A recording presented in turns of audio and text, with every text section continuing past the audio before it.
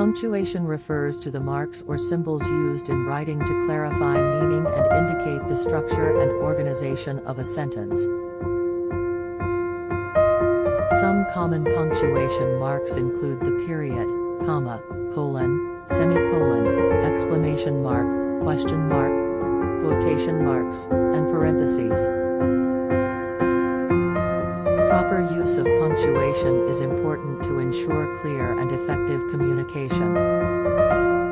Spelling refers to the correct arrangement of letters in a word. Proper spelling is important for clear communication and can affect the credibility and professionalism of a written work. To improve spelling, it's helpful to memorize common spelling patterns and rules, practice spelling words repeatedly, and use spell check tools when available.